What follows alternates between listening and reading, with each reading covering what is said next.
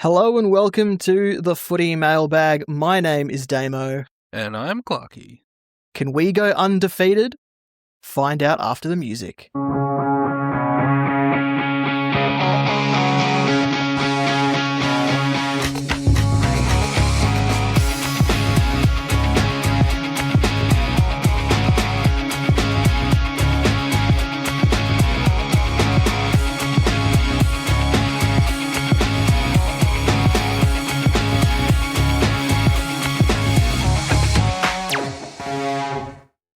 Clarky, we're into the middle bye round. Carlton, Collingwood, Hawthorn and Fremantle have the week off, and I think people didn't realise how much this bye round would affect their teams. Some teams are really well set up, and some teams, because of the round 12 and round 16 avoidance, this week has kind of become the arch nemesis.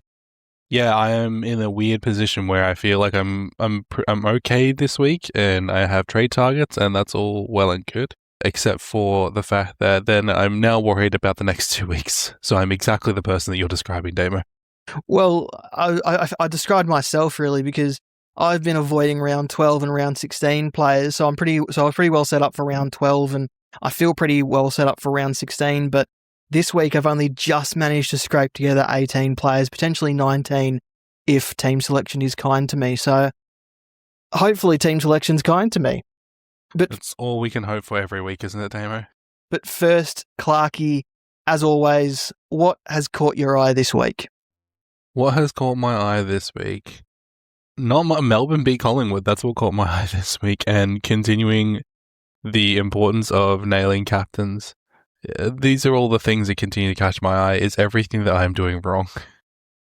Yeah, the captaincy has been kind of difficult the last couple of weeks. There hasn't been a lot of players or a lot of popular owned players hitting over that 120 point mark. So it's been a case of almost, if your vice captain gets close to the 120, even a 115, 112 even, people have been taking it just given the last few weeks and the way that the scoring's been going. It's been an interesting few weeks for captains in Supercoach.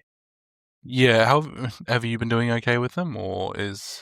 I mean, I've been doing okay. I had to take a Zach Butters 96 this week. The week before, I was blessed with the big Heaney score against Richmond. But you know me, I started the year having a horrible time at picking a captain.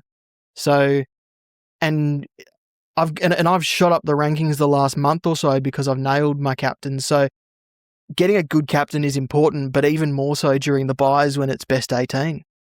Yeah, absolutely. This week I thought I was safe with the Zach Butters, and I was not safe with the Zach Butters, and my VC of... Who did I even VC? Ed Richards. I thought that Marcus Bontempelli might get some attention, and it turns out that he or Ed Richards would have been fine and better than Butters. And I avoided all of the players I have that could have scored much, much better. What caught your eye this week, Damo? What caught my eye this week? Ryan Power, the man behind the Keeper draft format website. He put together a website called 23-0 based on the NBA one called 82-0. There was an NFL one that came out called 17-0. But I've been trying to get 23-0. I've only got it a couple of times. It's bloody difficult. I get 21-2, 20-3, and 19-4 a hell of a lot. But 23-0, I think I've only got 2 or 3 times. And well, Clarky, do you want to have a go at this with me here on the podcast? Yeah, we can have a go. I've played it a total of 1 time, and it was just before we hit record, and I was with you. So I think if you open it and I open it, there's 5 rolls each. Let's go roll for roll. So do you want to go? So if you want to go first, you can roll first, and we'll see what team we end up at the end and see where each of us land. Very good. I've rolled on my first roll Brisbane Lions for the 2020s. So that's a tough pick. There's some good names in here. I don't know what's going to be more appropriate to try and get there's lots of great mids out there, but how many good forwards and defenders are there? So maybe I take a You know, like a Joe Danaher, maybe Charlie Cameron. I find ruckman the hardest to nail down in this. It feels like the ruckman is the one that lets you down the most. Yeah, but do I want Oscar McInerney? No, Respectfully? in this scenario, you probably don't want Oscar McInerney. But if it's Brisbane 2020s, you could go Lockie Neal. Yeah, Lockie Neal is a utility. Lock it in. All right. What do you My got, Damo? first role was GWS 2020s.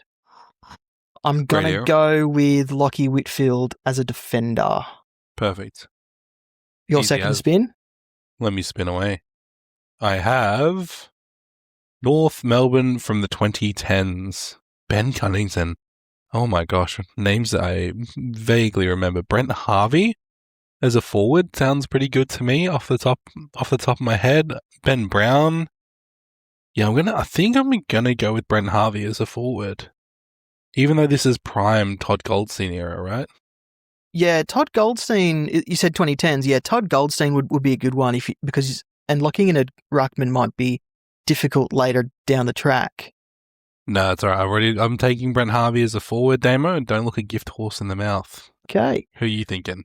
I got Sydney 2010s. Mm-hmm. Looked at Isaac Heaney. I looked at Adam Goods. But ultimately, I've gone with Buddy Franklin as a forward. Boo, that's too easy, Damo. Too easy. Yeah. It was an easy choice, actually. The stats looked pretty good on the little side panel there. Let me hit mine here, and I have received Melbourne from the 1990s. This one's for Neil. Play on here. God, there's some good names in here. Luke Beveridge, Russell Robertson. No, we're gonna go up to the top. Maybe this is a Jim Steins ruck moment.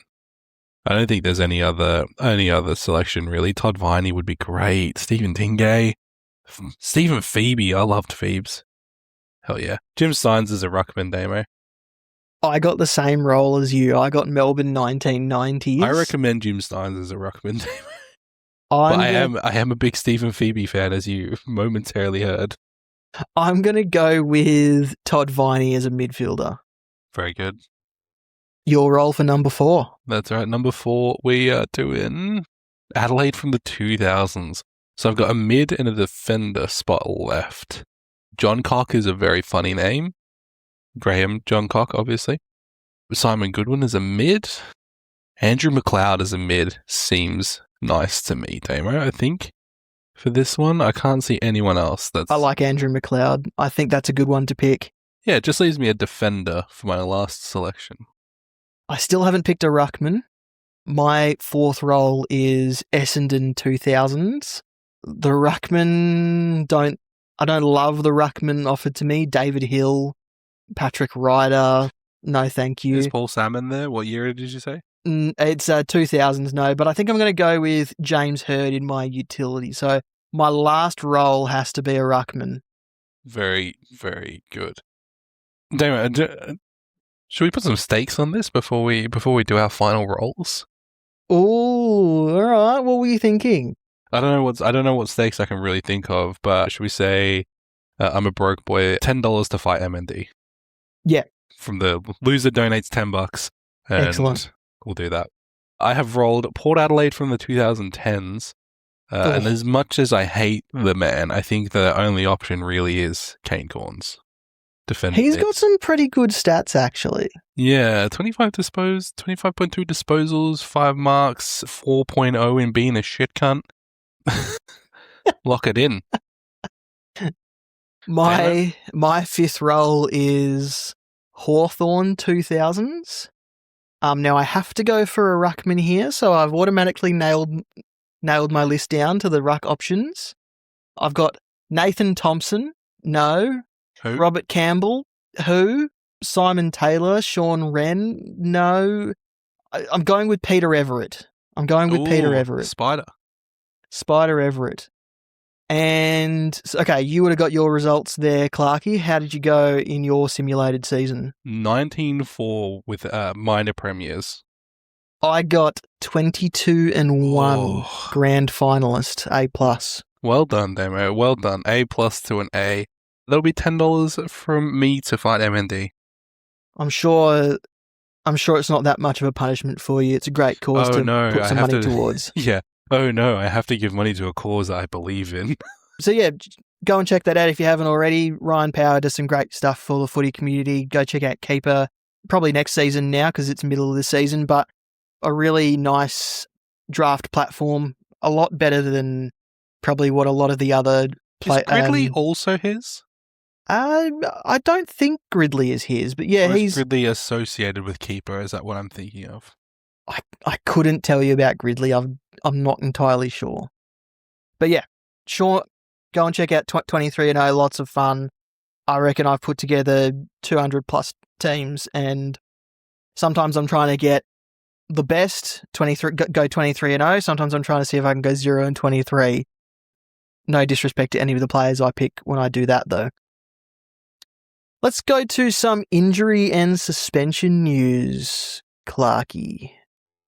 Let's start with Justin McInerney. He left the game against St Kilda on Sunday with hamstring awareness.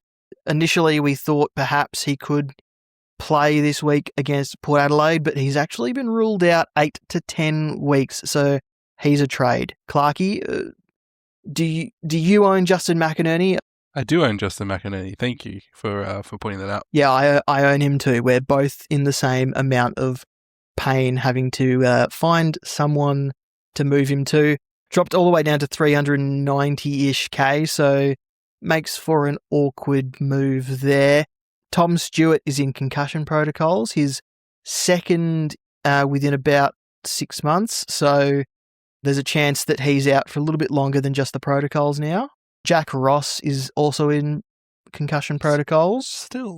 Still, they haven't pulled him out of the protocols yet. Still got boxes to tick. Unlikely for this week up against Brisbane down in Tasmania. Max Gawn played with a sore shoulder in the King's birthday game. So every chance he is not rested, but every chance Max Heath comes back to assist him and give him a bit of rest and game time management there. And I feel like a Gawn should just take a rest. I will say, sorry, I know that's not related to this. It's just my Melbourne brain talking out loud, but he looked really sore. Yeah, he did not look himself. Yeah, I think Stephen King revealed that he was managing a shoulder issue, so maybe a couple of weeks off or over the next few weeks might help him. Dean Cox, this isn't really injury news, but Dean Cox has said Brodie Grundy will continue to get random rests across the back end of the season to manage his loads heading into finals. Yikes. And Tom McCarthy went for a scan the other day. Didn't end up on the Eagles injury report, but he has barely trained this week so far. So big watch on that because they've already got Ruben Ginbey out. So we don't really know who's going to either take kickouts or replace Ruben Ginbey in that back line. So just a bit of a watch there. Not that Ruben Ginbey is Supercoach relevant, but obviously the makeup of the West Coast back line. His being out makes Tom McCarthy relevant. Correct. Yeah, McCarthy was looking to be a really popular trade-in option this week as well. Even someone that I've considered, Damo, because at the start of the year, he was also someone that I was still considering. He has the ability to score quite quickly, so it would definitely be a big no-no if he's under an injury cloud for those of you who are interested. I actually was looking at Tom McCarthy because he's kind of just got back to that nice price that is gettable. It shows that he's back up on the rise. I think he got down to about 350k at one point, or below, at least below the 400k mark anyway. That made people really think about him because of the chance that he could get this roll back. So if anyone did jump on him about a month ago, it was good buying. Yeah, absolutely. Coming off the bye this week are the Giants and Richmond. So obviously Callahan is still into 500k with a nice break even of 51. Lots of people will bring him in. Lockie Ash and Lockie Whitfield are now, no buy ahead, so good to bring in. The GWS Giants actually have a nice run home as well for general defenders, so both of those people would be good to bring in. Tristan Sherry, he hasn't come off the bye, but he's got a massive break even now with a score last week, of 43. Do you just wait for him to get even cheaper now, Clarkey? I think so. And we also need him to find a little bit of his form back. I think the last few weeks we've kind of seen the lows that he can hit, and I wouldn't be buying when I know he's going to be cheaper if I can cover him. And even then, during the best 18 is actually the perfect time to wait for players, Damo. Yeah, for sure. The only real player that would have been relevant for the Tigers was Jack Ross, but obviously we just mentioned that he's in concussion protocol, so put that on the back burner. Anyone thinking about him? Now, Clarkey, everyone's jumping on Sam Durham. He's obviously cheap, around that same price as Justin McInerney that people will be looking to offload. Is it smart to bring a player in who still has a bye to come? Depends on your structure. I think the positive with Durham and McInerney is I believe they share the same bye round. So it would keep your structure as people had planned it. But you're right. I think it depends on plan and makeup of the team. I just see bringing in a player who still has a bye to come as flirting with danger a little bit. I think the annoying thing is that, and I mean this with all due respect, none of the good teams have had byes yet as well. So people are struggling because they don't want to load up too much on these teams that we're not sure about. Damo, you floated the idea of Took Miller last week, but I have also been looking at Noah Anderson and John Noble, and do I really want all three of them who have to share points? I think that's the thing that I always think about is when you end up with too many players from certain sides, is how much are they taking away from each other versus their ability to hit their ceiling, particularly at this point of the season where we are trying to bring in the best available players. So I'd probably say I understand if you believe in Sam Durham and he is a replacement for McInerney, I see absolutely no problem with that. But I personally won't be looking at Durham even at his really attractive price. He's had one or a couple of really good scores this year in an Essendon team that I expect will be just throwing whatever they can against the wall, although arguably he probably has a really good matchup this week against Melbourne if he plays that mid-roll. Yeah, Essendon's run from here is Melbourne this week, by round 15, North Melbourne in round 16, then St Kilda, Brisbane, Giants, Hawthorn, Adelaide, Geelong, Sydney, Port Adelaide. So they're not teams that give up a lot of points for midfielders, especially on that back end of the season during what would be Supercoach finals. So I think for me, Durham, despite the value that people can see in him, I'm just not sure if I can go there. Yeah, like we're already seeing that the changes that are happening at Essendon have ruined Archie Roberts and have also ruined Zach Merritt for the people who bought in on that train. Do you really want to take on another guy? Yep, I'm a Zach Merritt owner and I'm loving life at the moment. No, he's not your biggest problem. No, he's not. And I think he could still do okay in the back end of the season anyway. Only if they play him properly. Very true. But rookies as well.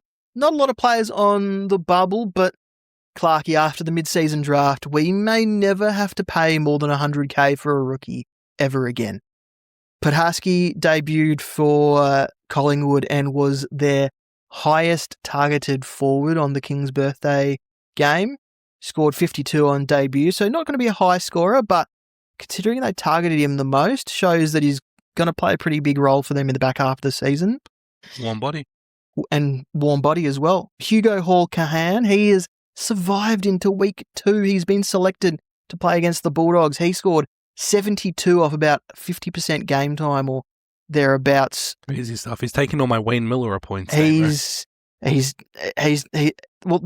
needed someone else to be able to run off half back. It can't just be Miller all the time as much as... I think it should be. I think they should. When Wayne Miller I think you're biased because you own him. When Wayne Miller isn't on the screen, all Adelaide Crows players should be going, where's Wayne Miller? Give him the ball. But yeah, Hall-Cahan looked very impressive on debut. He was really good. And it's good to see that he's not entered concussion protocols despite getting his face smashed in. Happens to the best of them. And Campbell Lake debuted for St Kilda and had an okay role. I don't trust St Kilda and rookies though, but he's got dual position, which might be more important than the points on field anyway. Xavier Bammett has been named to debut for Port, and Jackson Artemis, Ollie Franco and Marcus Herbert and Fitzgerald, they're all running hot in the twos for their teams. So a debut for those guys could be around the corner as well. So yeah, might be some very cheap rookies that we can sink our teeth into to complete our teams. It's good news for everyone, really. No notes from me on any of that demo. Well, Clarky, I need you to liven up a bit because it's time for you to introduce your spark. I need you to liven up a bit. That's rude. Come on, Clarky, get the party started with your spark. Yeah, let's get the party started. I've actually got a really boring one because buy rounds are hard, Damo.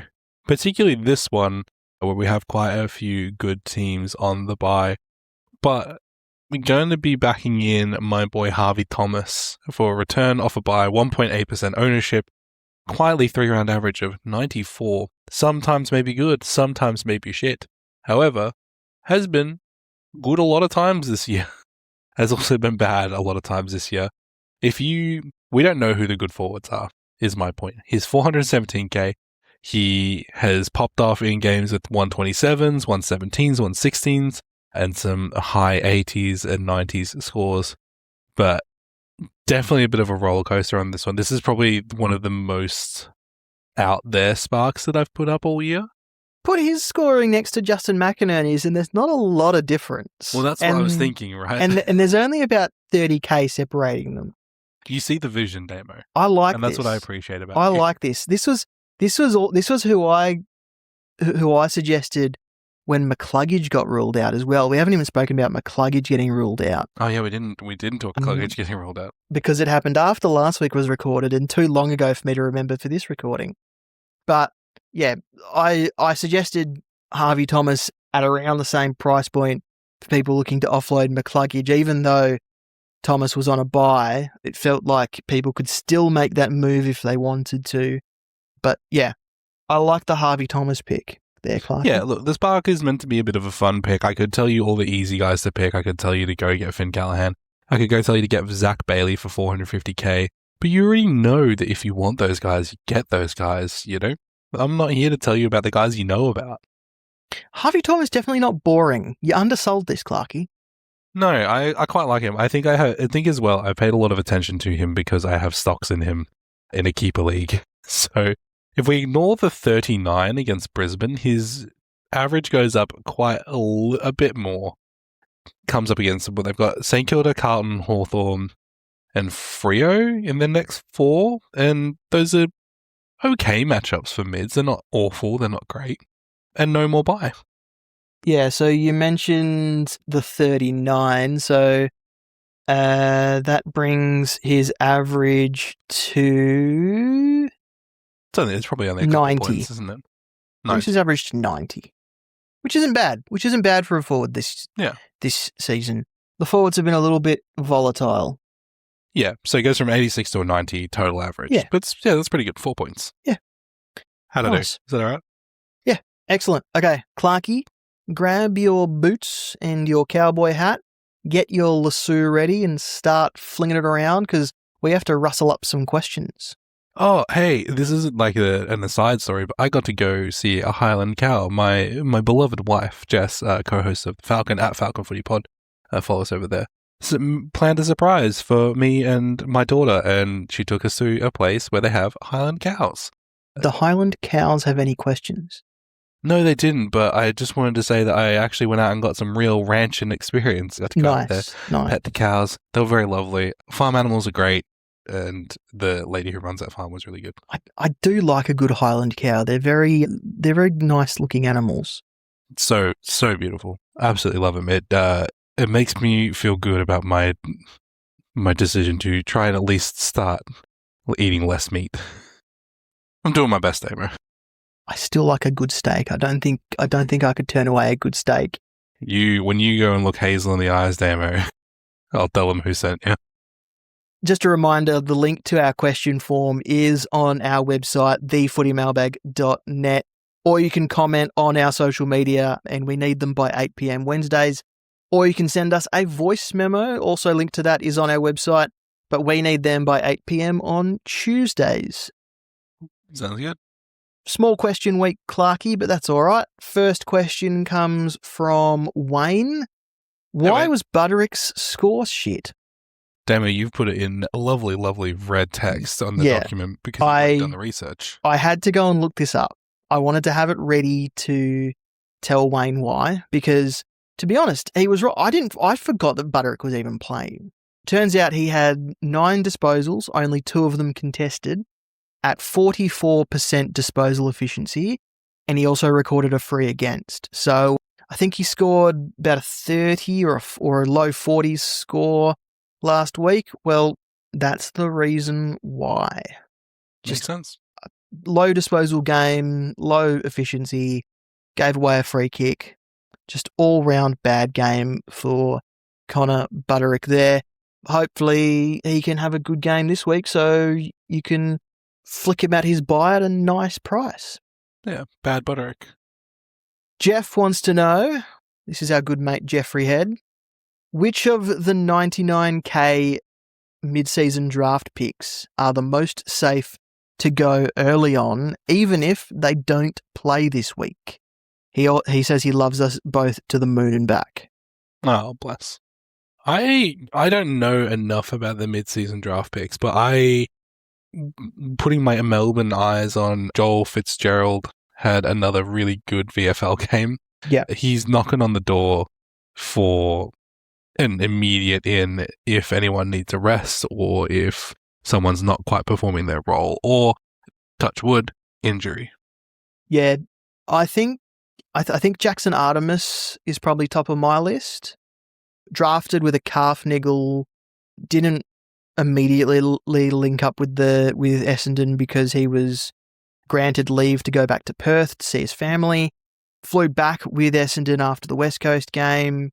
Didn't play VFL this week, but looks like he's a chance to be named to debut straight in at AFL level this week or after the bye. So he's probably the one I would go for. The 2 Eagles fellas, Ollie Franco and Marcus Herbert, we could see them pretty soon as well.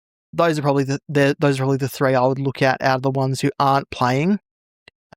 Yeah. I know that you don't particularly care for West Coast Aero for obvious reasons, but if I can give them credit for one thing, they do play their young'uns. It's true. And for that, we are grateful. Them and Richmond. And Richmond give their rookies a nice block of games to see whether they have it or not. I respect that. I think Port Adelaide do something pretty similar. I didn't think Josh Lai would stay in the team that long, but he's pretty much been a mainstay in their defence. So Anastasopoulos was dropped though. Very true, but they did give him 3 games, didn't? He got 3? I think it was 3. Yeah, let's say 3, and I'm not going to check. Next question comes from Daniel. Hey guys, thinking of trading out Murdoch, Rechko and Anderson for Durham, Callahan and Lake, leaving me with 70k remaining and 8 trades left with 1 to go to full primo. And he'll use that trade next week. Is Durham worth the punt? I mean, we've already spoken about Durham, but without seeing the rest of your team, Daniel, it's hard to say yes or no. We've already mentioned perhaps Durham might not be the way to go, but it depends what you're going to use that 70k for in your one trade to go to full primo, because Durham's not doing... Parish out for? Sorry. Sorry, my consciousness interrupted you. I haven't checked the injury report for Darcy Parish. I think as long as Parish is out, Durham probably does have the role. Darcy Parish is listed as knee soreness 1 week, so he'll be back after their bye. So round 16 is the return date there. Interesting. I think that's probably one of the biggest blips on the horizon that I could see directly affecting Durham, because Durham's preferred mid, I think, right? Does Durham come out of that mix, or does Will Setterfield come out of that mix? Well, I think there's going to be some impact either way for both of them. Yeah. So I'm thinking purely in terms of setting expectation. I mean, we've obviously you introduced Harvey Thomas as your spark. There's not a lot of difference between Thomas and Durham, apart from the fact that Thomas probably has a more assured role. Yes and no. Yeah. Let's check. Sorry, that doesn't really answer your question. I think Thomas is still somewhat inconsistent, but like we said, when we compare that to the likes of Justin McInerney, we're willing to accept that. But when he's on, he's on. I think, I don't know, maybe it's just me listening to all our beautiful Essendon fans in my life. That Durham is the preferred selection for that role is the only thing that sways me towards him, but it's the unknown factor, which we can't really. We also don't know how much of Essendon's list is going to be explored in the back end of the year to create a case for prospective coaches or James Hird when he comes in. So I think I would steer away from Durham. I don't think he's worth the punt. Yeah, he's not my preferred selection this week. But if you selected him, Dan, I wouldn't be like, wow, you're going off the rails. Do you know what I mean? Like, it's that kind of selection where if someone's like, oh, nah, I believe it. Like, I think Durham's the right answer. I'm not going to sit here and go, I have got enough data to prove you wrong. We also look at his scores, and I'm pretty sure there's more than one injury-affected score in there. Obviously, there's the 16 from a few weeks ago when he got ruled out with concussion, but I think there's another one in there that might also be injury-affected. So I think also maybe perhaps his stats are skewed a bit against him when you look at it without the context. Yeah, but I think for that trade that you've outlined, Durham makes sense, right? Yeah. Like you've gone for value options that have high potential. So maybe just be ready to use one of those eight trades to sidestep him when he makes his money. Yeah. Like, actually, that's probably the solution, right? You can take the punt and then just account for it in your 8 trades left. Yeah. Next questions come from Jared. Again, I have no idea if this is the same Jared or two separate Jareds who just seem to submit questions on the same day. But the two questions here are, the first one is, G'day Legends, Cozzy Pickett, Max Hall or Durham, who do you think scores the most from here? In that exact order. Yes, exactly. That exact order. Yeah, in that exact order. Based on the information that is available to me right now, Pickett, Hall, and Durham. Yeah, look, Max Hall looked great in that Sam Flanders role against Sydney. I'm very tempted. If I needed a forward, Max Hall would come into consideration for sure. Maybe after his bye. And then the next question, also from Jared, don't know if it's the same Jared. What to do with underperforming players, mainly Rochelle and Houston? And 3 rucks makes sense in terms of scoring, but when do you think is the best time to make the move due to lack of team maneuverability? Great word. Thanks for the help. I like that maneuverability word. It's a great, just concise, you know? Yeah.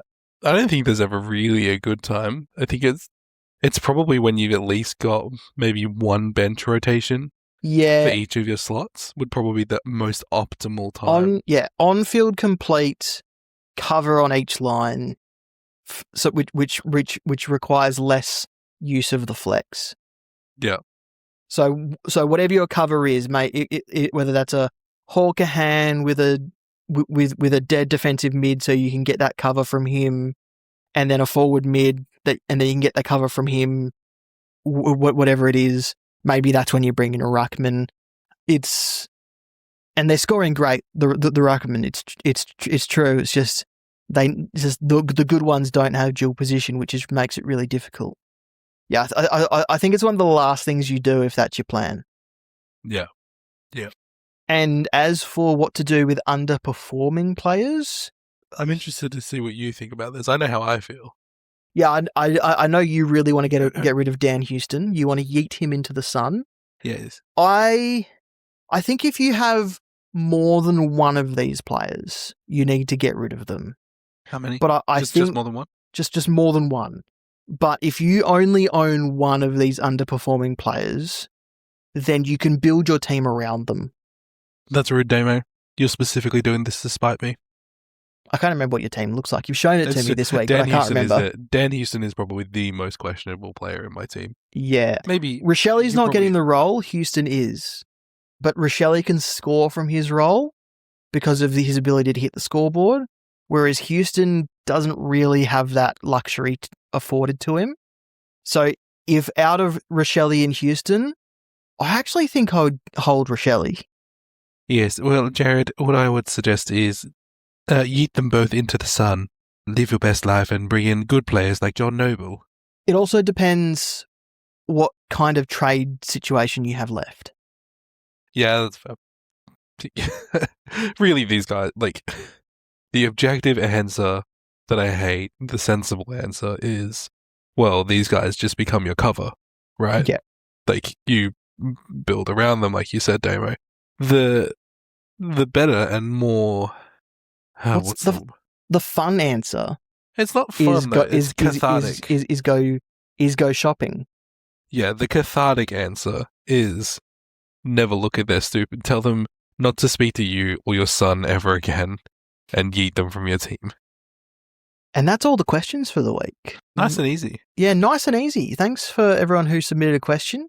I think the short week caught people off guard, so we might get a few through in our socials. If you do come through on our socials with a question, we will try and get back to you, but no promises. Keep a lookout for our traffic lights across our socials and on our website. Green is a good pick, yellow is a watch or hold, red is a trade or avoid, and a player could earn their rating for several reasons, including but not limited to scoring potential, job security, price point, reliability, or injury status. Read the blurb to get our thoughts. It gets posted shortly after the teams drop on a Thursday. Yeah, it does. I gave myself a bit of a layup last week. I gave myself a bit of a layup last week. I named 3 players who were injured or not selected.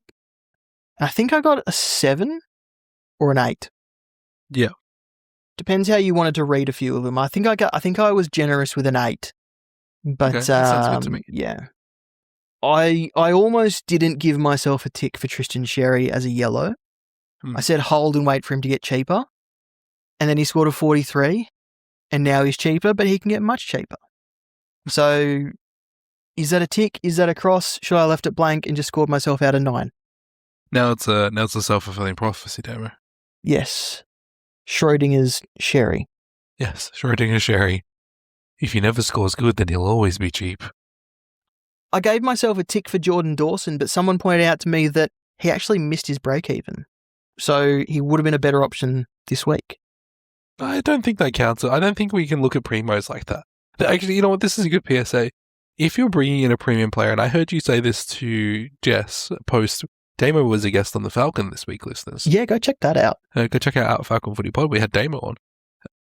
We talked Supercoach a little bit after recording, and you did mention that you can't really take break-evens into account with guys that you're planning to keep. So I think Jordan Dawson gets a tick because you were bringing him in as like the guy. Yeah. Yeah, I agree. I just had someone query it, and I said, fair, but you're bringing him in to keep him. Yeah, fair, but you're wrong. Yeah. And that's my right to tell you that you're wrong. Only I may question Damo. Clarky, make sure to go check out Nate's captain's article this week. Has all the best captain's article each round. Nate knows what he's talking about when it comes to captains and matchups. Clarky, who have you landed on for your vice captain and captain this week? Pinkies up, brother. I'm going VC Cozzy Pickett into C. Sinclair. Nice. Why not? You know what? That seems good. Sinclair is. You mentioned this once again while we were having our Supercoach chat last night. Jess brought up the fact that Sinclair just seems to be pretty consistent, and maybe is somebody that we should consider for a captain option more often. And that's true. It's definitely true. I'm going with a C on Jack Sinclair, taking my own advice here. Yep. And my VC will be either Bontempelli or Max Holmes. When are they playing? Bont plays Thursday, Holmes plays Friday. Interesting. I think I'm going to go Holmes at home. Holmes. Holmes at Holmes? Holmes at Holmes. And that's it for this episode of the Footy Mailbag. Yay! We did it. It's a nice little short one, but I feel like we covered most things that we needed to. That's it. We did. And we played 23-0. And we had time for 23-0. How good. If you haven't given us a rating on your listening platform of choice, please do so. It helps new listeners find us. You can find us on social media at Footy Mailbag on X and Facebook, at The Footy Mailbag on Instagram, and also thefootymailbag.net for our website. Clarky, where can people find you? You can find me at QuantumJC, or more than likely, you can find me at Falcon Footy Pod, our other podcast where we talk about football. Chris and Cass were off this week, so we brought in Damo as our Fremantle representative, and we talked a lot of things. Damo spoke to Jess about how grounds are different sizes. We not argued. We discussed Brody Myercheck almost getting killed on TV. But yeah, big episode. Go listen. It's good fun. And you can find me at DamoSC on Twitter. Great outcome for Brody Myercheck, by the way. Just being able to have successful surgery and then get up and walk the next day. Just great outcome for him, regardless of what's happening in the football scape around him. Just him being well enough to have a positive outlook is very good. Yeah, absolutely. We wish you all the best, Checks. Please get better soon and focus on that. Thanks for listening. We'll talk next time. Just donated to Fight MND, Damo, just to confirm that I have fulfilled my part of the bargain. Very good.